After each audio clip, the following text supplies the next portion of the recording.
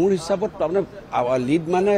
vote শ্বেয়াৰত অসমৰ ভিতৰত সবতকৈ বেছি হ'ব লাগে ভোট শ্বেয়াৰত কাৰণ আগত আমাৰ লখিমপুৰ সমষ্টি ভোট আছিলে 19.5 লাখ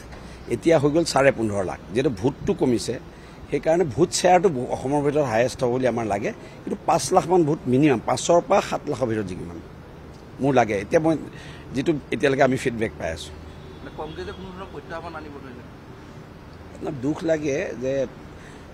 গ্ৰাউণ্ডত কংগ্ৰেছ নাই গাঁৱত কতো কংগ্ৰেছ নাই কিবা আণ্ডাৰ কাৰেণ্ট এটা বুলি কৈ আছে এতিয়া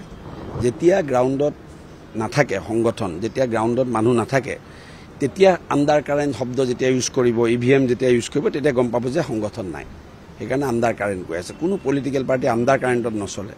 পলিটিকেল পাৰ্টি সংগঠনৰ ওপৰত চলে ইছ্যুৰ ওপৰত চলে আৰু সংগঠনৰ ওপৰত চলে সেইকাৰণে তেওঁলোকে আণ্ডাৰ কাৰেণ্ট ধৰণৰ শব্দ ব্যৱহাৰ কৰি আছে সেয়ে মই কৈছো না আণ্ডাৰ কাৰেণ্টৰ কাৰণে কাৰণবিলাক কি দেখাইছে কৈছে নেকি যে আমি আমাৰ সংগঠনৰ কাৰণে জিকিম বুলি কি কৈছে কাৰ বিৰুদ্ধে ভোট দিব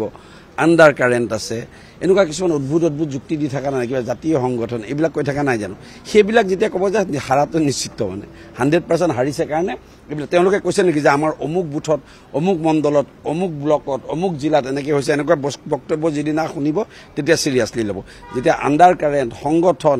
এইবিলাক কৈ থাকিব তেতিয়া আপোনালোকে চিৰিয়াছলি নল'ব এইবিলাক ক'ব লাগে আবুল তাবুল বকি আছে আৰু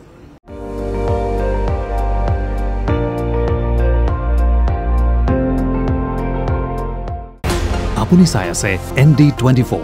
সৰ্বশ্ৰেষ্ঠ নহয় সৰ্বোত্তমৰ দৌৰ